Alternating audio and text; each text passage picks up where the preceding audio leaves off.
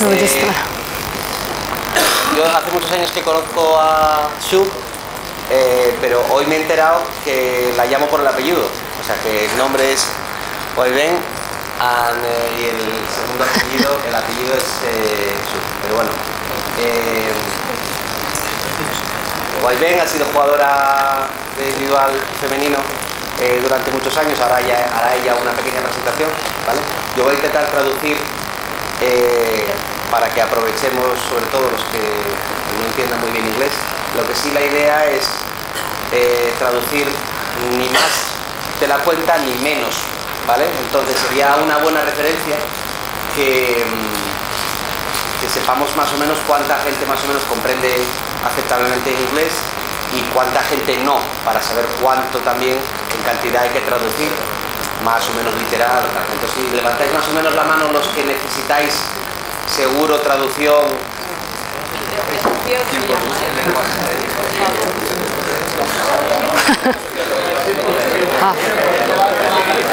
Vale, me da una idea. No es lo mismo que haya 10 o 12 personas que no entiendan apenas a que casi nadie entienda inglés. Cambia un poquito. Yo voy a tratar de hacerlo lo mejor que pueda, ¿vale? So yeah, I told the guys to explain about the translation and so on, so then you can start. Okay, all right. So I'm going to start. First, thank you for inviting me to be here. You know, to be invited by the Spanish Badminton Association is quite an honor because Spanish Badminton Association is always perceived to be quite innovative. I hope I can be here and contribute something to you guys. Yeah. Por haber sido invitada, para ella es un honor venir aquí a trabajar con nosotros en nombre de la Federación Española, porque bueno, para ella es bien claro el saber que la Federación Española es siempre una entidad que genera innovación y que, bueno, podemos decir que entiende que trabajamos bien y que para ella espera que pueda traer aquí y contribuir lo más que pueda a que la actividad vaya bien. Okay, so today my topic is badminton footwork. Before we start, so what I'm going to talk is about the 4 elements of badminton movements. So I will cover that. And before we start, I just have a short introduction of myself. Is this one right? Una presentación de ella misma y después hablar sobre los 4 componentes principales de lo que para ella son los platos. So I was born and raised in China. I moved to Germany in 2000. During my athletic career, I've won 2 times World Championships. One time is in Madrid, I think I remember, and then 2 times I won 2 times European Championships. Yeah, and then 2 bronze medal at World Championships in 2005 and 2006, and competed 2 times Olympic Games. And I also attended a world #1 ranking in women's singles in June 2006. You come to Germany in 2000. 2000, yeah. Vino a Alemania a vivir en el año 2000 y esos son más o menos los resultados que ya veis en medallas, número 1 en el ranking mundial a junio del 2006, y etcétera, que consiguió como deportista. I retired in 2009, and then I started with my coaching career. My first coaching job was in the United States. I was working as a head coach of Bellevue Badminton Club. After that, I moved back. I moved back to Europe and worked as a head coach of Netherlands, where I traveled extensively with the players who are preparing for the Olympic Games and follow them to the Olympic Games. Between 2012 and 2013, I studied in Scotland and required my MSc in sports management. During that time, I was assistant coach of Scottish junior national team. And I've been invited to different BWF coaching conferences as a keynote speaker. I think one time it was also in Spain, in Bilbao. Yeah. now I'm the BWF Level 1 coach, tutor and assessor. During the week I'm working with the junior players also between 8 to 17, so I'm actually quite good at this area in terms of teaching junior. Nos cuenta que se retiró del bádminton como jugadora en el año 2009. Su primer trabajo fue pues entrenadora principal en ese club en Estados Unidos, en la primera línea, Rival Tours. Después de un par de años allí, pues vino para trabajar como entrenadora principal del equipo de Holanda, principalmente atendiendo en el entrenamiento y en las competiciones a los jugadores con intención de clasificar para los Juegos Olímpicos. Después se trasladó a Escocia para hacer unos estudios sobre deporte y también hacer como asistente en el equipo nacional junior de Escocia. Ha sido invitada y participando varias veces como ponente en algunas conferencias de la Federación Mundial, una de ellas aquí en Bilbao, y bueno, está certificada como entrenadora nivel 1, tutora y asesoramiento.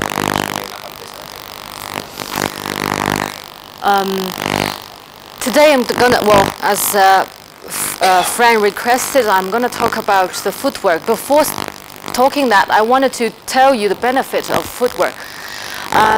To me, because I don't see this in the book, any book, this is how I understand what the good footwork should be. The good footwork will help you to reach to the shuttle earlier. So you always approach the shuttle quite early. So you're always in a good position. And you work efficiently in order to conserve a lot of energies, because you see a lot of players are quite fit. Physically, when they do running, they can run really fast. But however, when they play on court, they always get tired because they don't know how to move on court efficiently, and don't know what is the effective way to move on court. And what you wanna? De la vez anterior se me fue quedando, perdón un poco porque a esta hora del día ya voy un poco cansado, y si alguien puede añadir y echar un cable, pues bienvenido, ¿vale? Decía antes que ya ahora con la primavera las enfermedades de parte que para estos días de clinic le pareció una buena idea, porque la iba a empujar un poco a hacer algunas tareas sobre los niños con los que está trabajando ahora también. Contándole un poco sobre el programa Somos Campeón. Entonces, bueno, esto dice que son para ahí algunos puntos principales que no encuentra en los libros, o que no es tomado de un libro tal cual, sino que es su punto de vista de lo que un buen movimiento, unos buenos desplazamientos para un jugador deberían ayudar a. El número uno es llegar adelante lo antes, llegar adelante pronto, temprano. Y el punto 2, también ser capaz de tener la eficiencia suficiente cuando juegan. Hay algunos jugadores que pueden estar muy en forma cuando están fuera del entorno del juego en bádminton, pero que luego al meterse en la pista no muestran esa transferencia del estado de forma al juego. So, if you have good footwork and that help you remain balanced and acquire optimal position in order to minimize the unforced errors. So a lot of unforced errors are from not getting into the corner early. You are too late. You force, because you are already too late, you try to force something, then you will start making unforced errors. So yeah, by having good footwork will definitely minimize a lot of unforced errors. Otro factor es minimizar el número de errores no forzados, ¿vale? Dice que muchos de los errores no forzados que podemos ver en el juego, en un partido, vienen de un golpeo en una posición no adecuada por estar fuera de equilibrio, y una buena técnica de desplazamiento debería ayudar a minimizar esos errores no forzados. And the other one is extend the coverage. So to say you cover bigger court, your coverage becomes a lot bigger. Otra es el ser capaz de cubrir un espacio mayor, una parte mayor de la pista. The next one is allows faster recovery. After you approach to the corner, after you hit, you recover. So you come back to the base. So that helps you to come back much faster. Un buen desplazamiento debería ayudar también a ser más rápido en la recuperación de una situación ideal para jugar al siguiente volante.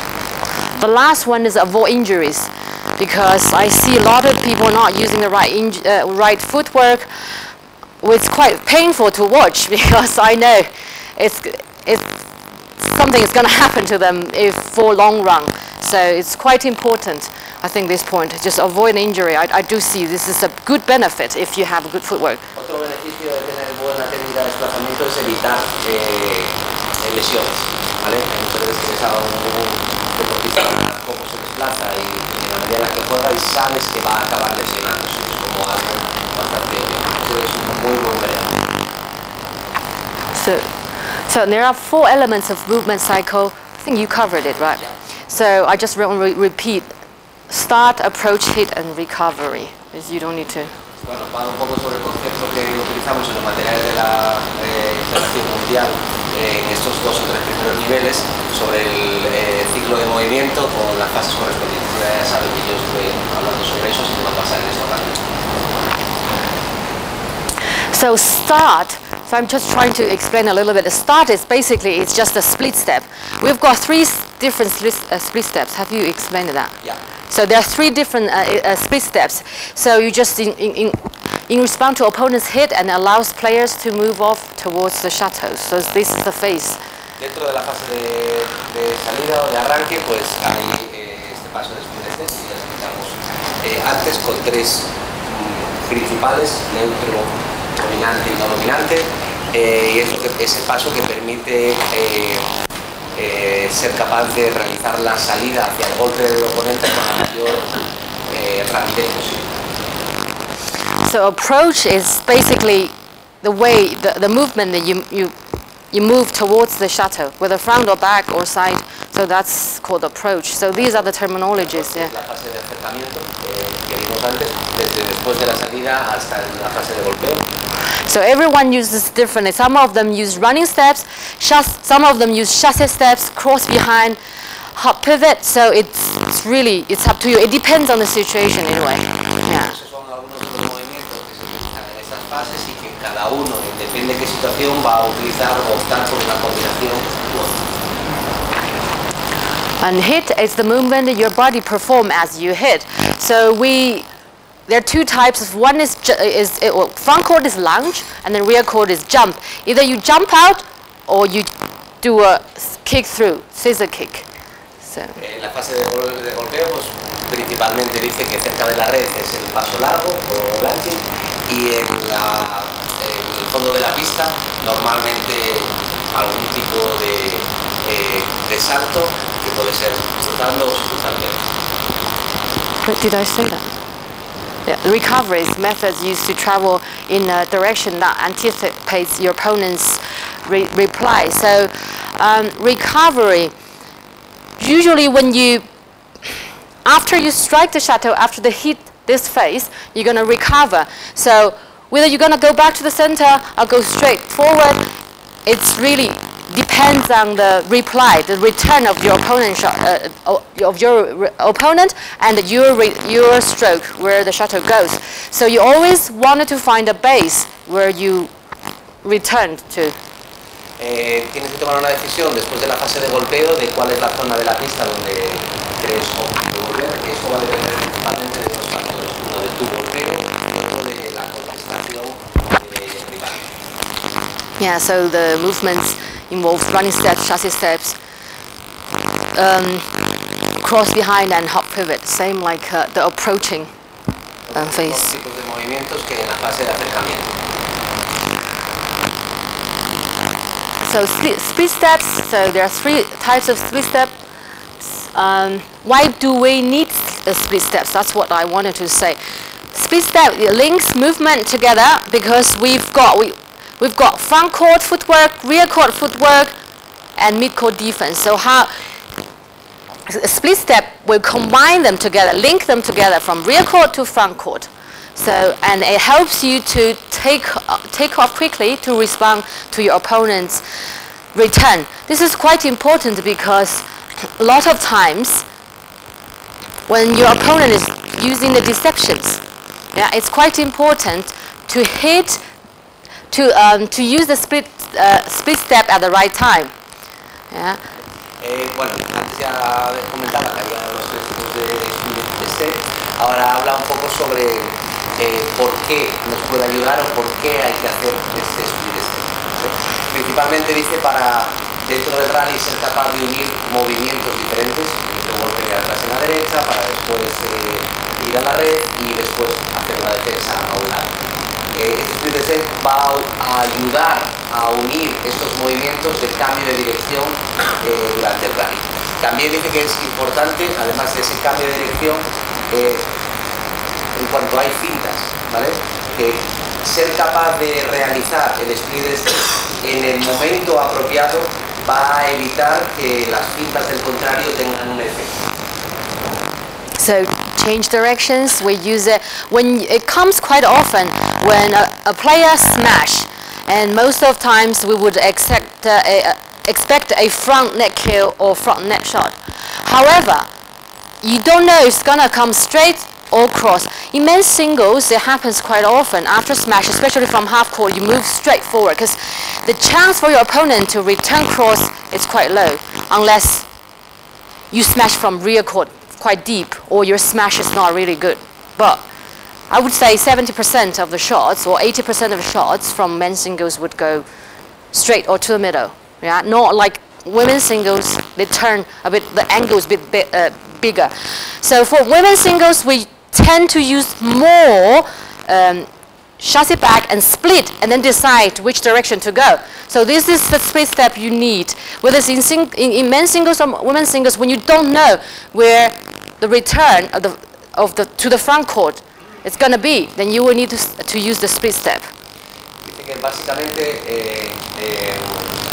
es importante utilizar y no prescindir de este split step cuando, por ejemplo, en ataque, y establece las diferencias entre individual masculino y individual femenino, después de ese ataque con remate, no sabemos dónde va a ir la defensa, si va a ser central o central.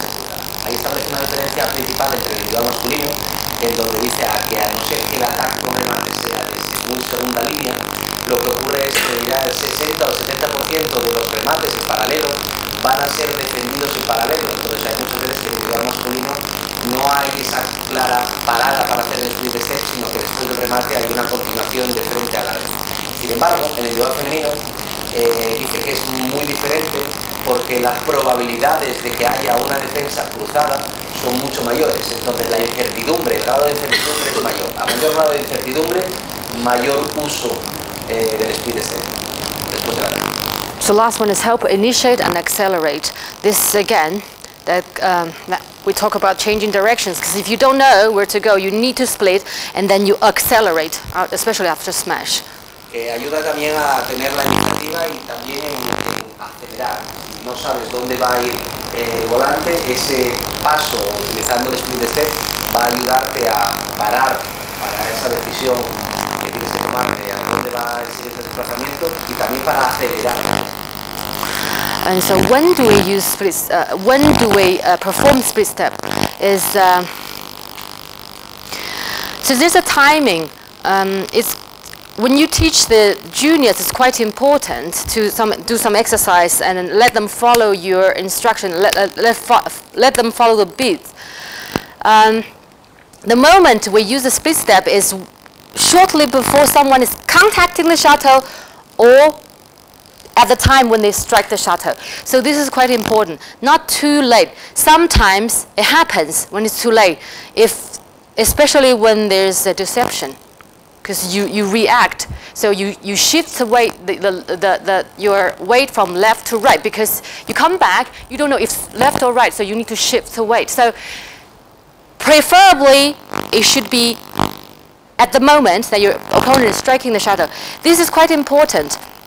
This happens probably in, I don't know, for younger ones maybe less, but for the higher level of players, because when you move to a certain level or high level, your stroke becomes quite deceptive. And then your opponent, it makes harder for your opponent to make it, to see where you're going to hit. So at this moment, I always suggest to not looking at the movement of all the movement, whatever what they do, they will always need to strike the shuttle. So this moment is quite important. So doing the split step at this right moment will help you a lot to get, because constantly if you are reacting, you will get really tired. So it's better to hit the key. You know what I'm saying? Bueno, hablando principalmente de cuándo utilizar, cuándo utilizar el split step, cita que normalmente debería ser un poquito antes del momento de contacto del golpeo o en el momento del golpe.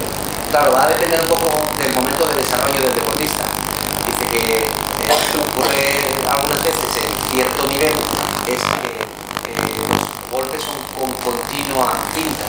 Entonces, eso va a poder ayudarte o no si haces una anticipación. Entonces, en ese nivel es más recomendable acercar, aunque pareciera lo contrario, acercar el momento del split step lo máximo posible al golpe.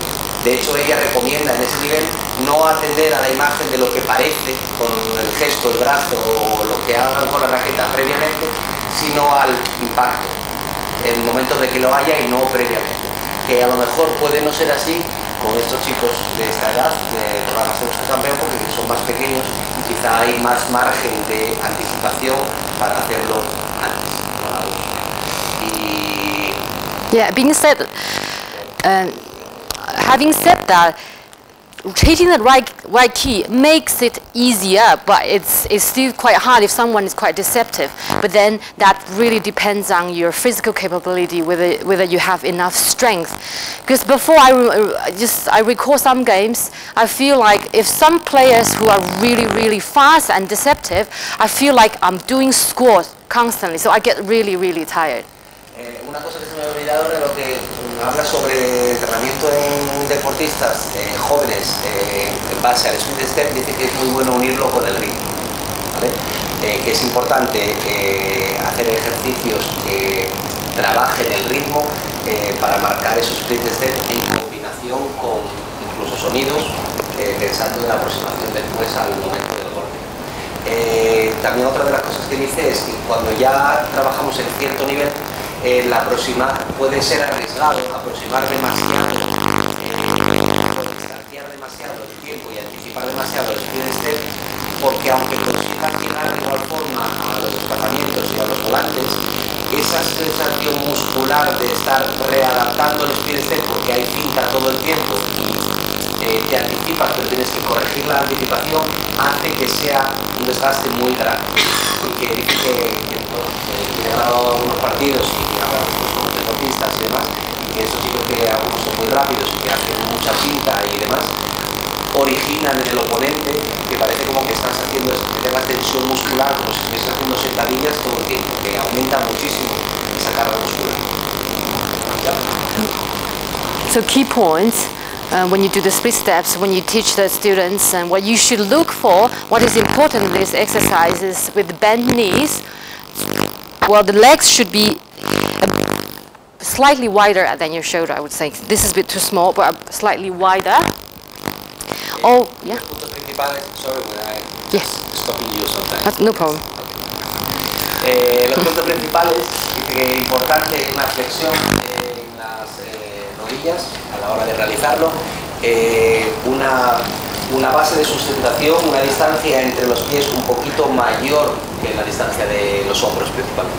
Yeah, land on your toes. Look, it's quite important. Look, I lift my heels.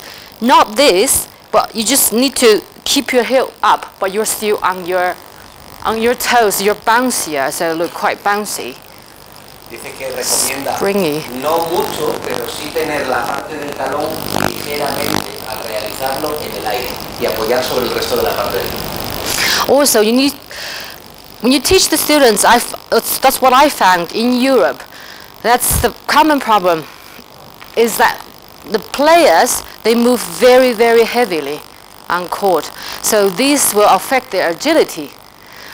So I think when you start with the young children, 10, 12, you should always keep reminding them to land quite softly, tighten their core. So this should be, of course, strengthen their core is important, but it's more out of habit, right? Some of them have quite strong core, but they don't use the core. They just move really heavily on court. Una de las cosas que se encuentra aquí en Europa es que los jugadores se mueven con un ritmo demasiado fuerte. Entonces, cuando trabajamos en el movimiento con los chicos en esta edad, 10, 12 años, dice que lo ideal es recordar y trabajar sobre que sean no muy pesados, no muy fuertes en el golpeo de las piernas contra el suelo.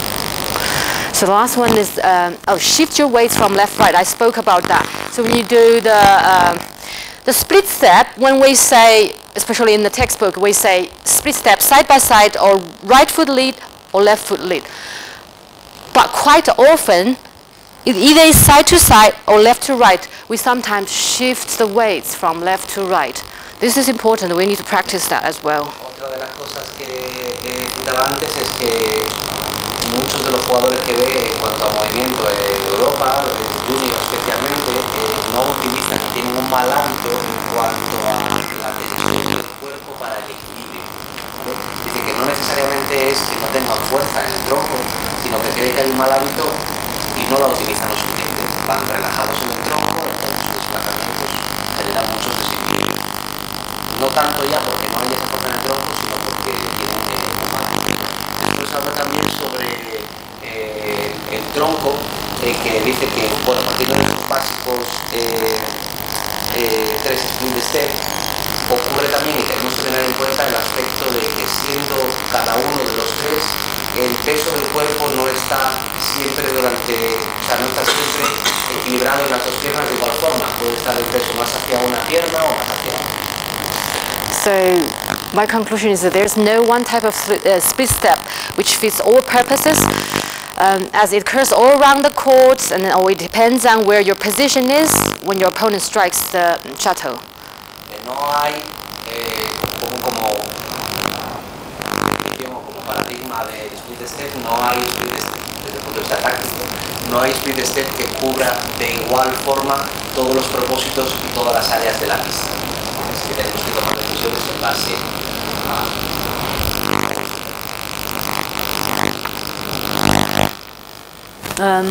So I can give you some examples of within this tactical context. So we talk about the rear court to front court, rear court smash and move forward, right? So given that you smash, you anticipate that your opponent is going to block to the front court. Dice que vamos a ver algunas especies de uniones del split step con un contexto táctico, ¿vale? Una puede ser cuando atacamos desde la parte derecha de la pista, preveyendo que sabemos seguro que la devolución va a ir paralela. Yeah, so in this situation, usually we move forward. Our split step is going to be right foot, or the racket foot leading, right? Sí, que en esas situaciones normalmente vamos a caer después del ataque en esa posición con la pierna dominante, con la pierna de raqueta delante, y el split step va a ser así. Right. Okay. Now the second example I want to give is recovery from forehand cross lift. Yeah, this is the first situation. The other one is forehand net spin. So I want to compare these two. Vale, quiere comparar dos situaciones, y una es la de levantar desde revés cruzado y otra bloquear el revés para el derecho. So, for example, if we cross lift, we normally come back because the straight on your right hand side, your forehand side is your first priority. Because it's straight shot that comes the fastest. Yeah. Then comes to cross. So therefore, you need to lift. Probably you come back this way. You either go side to side, but if you anticipate in the forehand side, you could do left foot 4. That's telling me, that's a signal you're anticipating your forehand side. So this is, yeah. Si quiere comparar estas dos situaciones, hay una clara en la que cuando levantamos cruzado de revés, la primera prioridad es a cubrir la derecha, ¿vale? El golpe paralelo va a ser el que tarde menos tiempo, más rápido, y es el prioritario a cumplir. Incluso que optemos por dos opciones, una hacer el split step neutro, o otra que podría ser lo que enseña que vamos a anticiparnos hacia atrás a la derecha, que es colocar la pierna derecha detrás, haciendo el split con la no dominante delante. Yeah, so if you cross, you come back, you land this way, right foot 4, it's not wrong. However, if you always get pushed, if you wanted to anticipate, if your opponent keep punching to your forehand side, I wouldn't come back this. Then I would tell my student, no, this is wrong footwork because you're anticipating your forehand side. If you use this footwork, you're gonna be late. You're always in trouble. So there's no right or wrong answer. As I said, it always depends on where you return, whether it's too deep, it's deep enough, it's high and deep enough, or whether it's too short. So it's really quite flexible, but by giving